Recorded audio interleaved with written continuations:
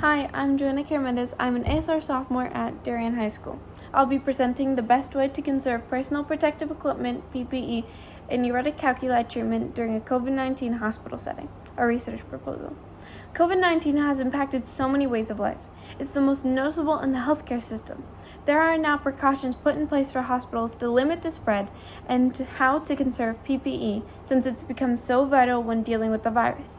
Two of the most common treatment methods for uretic calculi include uteroscopy, URS, and shockwave lithotripsy. To better understand my study, one must look at the treatment methods of uretic calculi.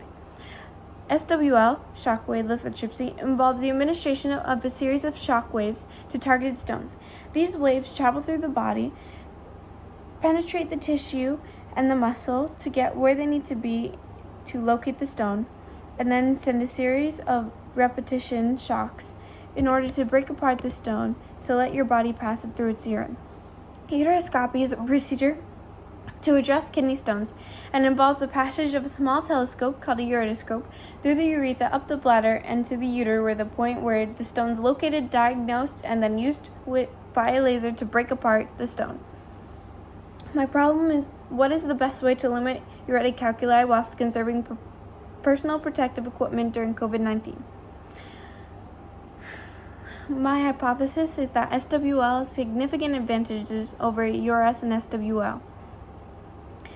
SWL is a non-invasive procedure which can be done under oral anesthesia or pain medication.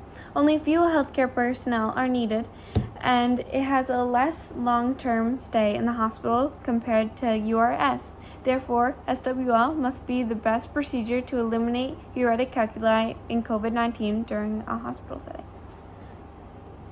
My methods and material. This experiment would have multiple location sites since demographics can influence statistics and different ways of how the body reacts. Some cases can be out of the margins, such as kidney stones of different proportions, so the experiment will limit it to less than 1 millimeter of kidney stone. I will be using the Center for Disease Control, CDC, laboratory information on COVID-19 associated hospital admissions for reference, along with CDC guidelines for PPE, under a 3-month span for treatment methods of SWL and URS, and to find out which is more effective. My predicted data expectations is that I expect to find, because of the factors such as less invasive procedure, less anesthesia use, less attending, shorter stay of hospital, that SWL will come out on top as the most efficient way to conserve PPE in a COVID-19 hospital setting.